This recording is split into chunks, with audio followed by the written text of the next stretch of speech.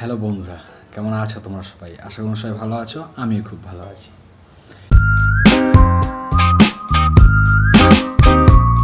এখন আমার মাথায় কি চলছে সেই সব নিয়ে কিছু একটা কথা বলবো। আমার বয়স এখন 28+। তো এখন আমার মাথায় যেসব ভাবনা চিন্তাগুলো চলছে, আশা করি তোমাদের যারা এখন 28 বছরের মধ্যে আছো তাদের সঙ্গে ম্যাচ খায় নাকি নিচে কমেন্টসে জানি। এই একটা বয়সে ফিউচার নিয়ে খুব একটা টেনশন হয়। যদি ম্যারেজ হয়ে থাকে বা ম্যারেজ যদি নাও হয়, তাহলে একটা টেনশন থাকে যে কি হবে ভবিষ্যতে। শালা এখনও বিয়ে করতে পারলাম না, এরপরে যদি বিয়ে করি তারপরে কি হবে। ও বিয়ে করেছে, ও এরকমভাবে কষ্টে জীবনযাপন করছে। এরকম যে ভাবনা চিন্তাগুলো মাথার মধ্যে কিন্তু চলে আসে, কিন্তু এর থেকে আউটকাম করব কি আমি নিজেও জানি না।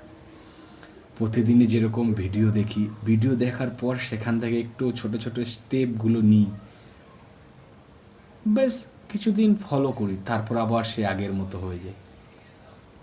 এই বয়সটাতে মনে হয় যে আমি কে, আমি ভাই কিসের জন্য এত কাজ করছি, হ্যাঁ এরকম মনে হয়, একটা ফিল আসে। তো একটা ভিডিও দেখেছিলাম, সেই ভিডিও থেকে বলছে নাকি ভবিষ্যতে সেভিং করার কিছু কথাবার্তাগুলো শিখলাম।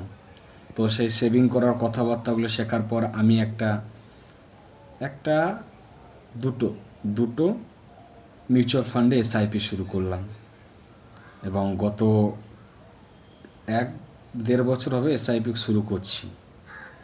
এসআইপি শুরু করতে করতে এবার হঠাৎ এই যে ইরানের যে যুদ্ধর কথাগুলো শুনছো, এইসব যুদ্ধ, গ্যাস শেষ নেই, তেল নেই, এইসব নিয়ে একটা আতঙ্কে দেশে। তো আমার এসআইপির যেই করেছিলাম যে লাভটা ছিল সেটা এখন ডাউনে পুরো লাল হয়ে গেছে। এবার যখনই লাল হয়ে গেছে, দিমাগের বাতি লাল হয়ে গেছে, আমার টাকা ডুবে যাবে, এত কষ্টের টাকাগুলো জমিয়েছি, টাকাগুলো তো ডুবে যাবে।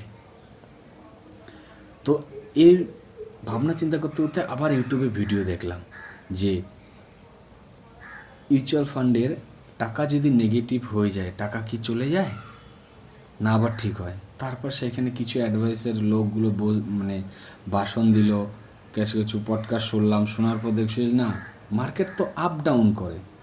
এখন আতঙ্ক হয়েছে মার্কেট ডাউন, আবার আতঙ্ক ঠিক হবে market up down, up down, এইভাবেই চলে। তো তোমার যে টাকা ইনভেস্ট করা আছে সেটা আর মার যাবে না, সেটা সুরক্ষিতই থাকবে, তবে মনে একটু আশ্বাস হবে। তারপর এই বয়সে এসে যদি তুমি ঘর না করো, তোমার যদি নিজের বলে কিছু না হয়, তখনও কিন্তু একটা টেনশন থাকে যে আর কবে হবে, এই মনের মধ্যে একটা ভয় চলছে। দ্বিতীয়ত ভয় চলছে যে একই জায়গায় অনেক দিন ধরে কাজ করছি, একই স্যালারিতে, বছর হলে অল্প করে 1,500 বাড়ছে, এতে কি হবে? জিনিসপত্রের যা দাম হয়েছে, আগে একটা সিগারেটের দাম ছিল 5 টাকা, এখন সেটা হয়ে গেছে 8 টাকা। হ্যাঁ, সব কিছু জিনিসের দাম বাড়ছে, কিন্তু আমার স্যালারি সেরকম আছে। এই কাজটা ছেড়ে দেবো, এই কাজটা ভালো হবে না, এই কাজটা করলে হবে না, প্রচুর খাটনি হয়ে যাচ্ছে, নিজে কিছু করতে হবে। এই যে ভাবনা চিন্তাগুলো নিয়ে মাথার মধ্যে একটা ঘুরপাক খায়, এটা এই বয়সে হয়। তো আমি জানি না এই বয়সের এই সব সিচুয়েশনগুলো ওভারকাম কীভাবে করে আসে, মানে এর থেকে বাইরে কী করে চলে আসে। কারণ আমার থেকে বেশি যারা বড় সিনিয়র এই বয়সটা কাটিয়ে গেছে, তারা হয়তো যদি ভিডিওটা দেখে বুঝতে পারবে যে এরকম প্রবলেম তাদেরও জীবনে হয়েছিল কি হয়নি, এটা হয়ে থাকে।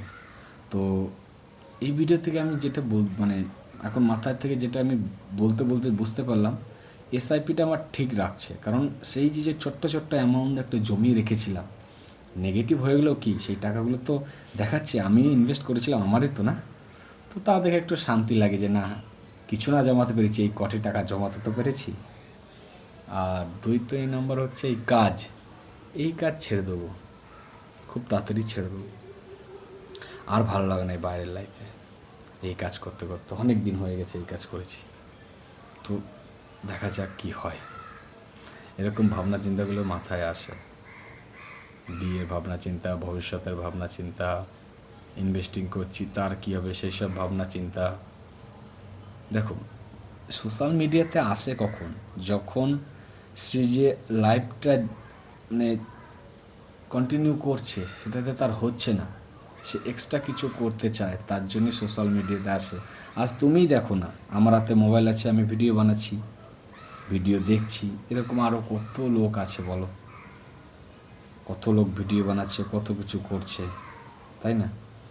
সবাই সবার একটু এক্সট্রা ইনকাম বাড়ানোর জন্য যে যেরকমভাবে রাস্তা পারছে করছে। কিছু কিছু ভিডিও তো দেখেছি এমনও যে মানুষ করতো না, কিন্তু সোশ্যাল মিডিয়া আসার পর মানুষ সেগুলো করছে। একদিকে সোশ্যাল মিডিয়া ভালোও হচ্ছে। কিছু কিছু আমি ভিডিও এমনও দেখেছি, রাস্তাঘাটের বাস স্ট্যান্ড বলো, রাস্তাঘাট বলো, মন্দির বলো, মসজিদ বলো, সবগুলো কিন্তু তারা পরিষ্কার পরিচ্ছন্ন করছে। এতে তাদের ভিউজও বাড়ছে, ইনকামও হচ্ছে। সরকার যেটা পারছে না সেটা তারা করে সেইখান থেকে তো দুটো পয়সা ইনকাম করছে, তাই না? তো আমার কথা হলো, বসে থাকো না। এই বয়সটা এমনই বয়স, আমি যেটুকু পার করে এসেছি পিছনে, তখন যদি সেই জিনিসগুলো ফলো করতাম তাহলে হয়তো আজকে একটু বেটার জায়গা থাকতাম, এরকম মনে হয়। তো করতে থাকো, কাজ করতে থাকো, আর কাজ করতেও থাকবো আমি। লোক তো বলবে, লোক তো বলার জন্য, কেউ ভালো বলবে, কেউ খারাপ বলবে, দুটো জিনিসই তো বলবে, তার তো বেশি বলবে না। লজ্জা পেয়ে হবে কি? করো আর বানাও ভিডিও, আমি তো বানিয়ে যাব যতদিন পারি, আর যতদিন আমার শরীর সাথ দেবে ততদিন। তো এই চুল ছিল মাথায়, আজকে শেয়ার করলাম তোমাদের সাথে।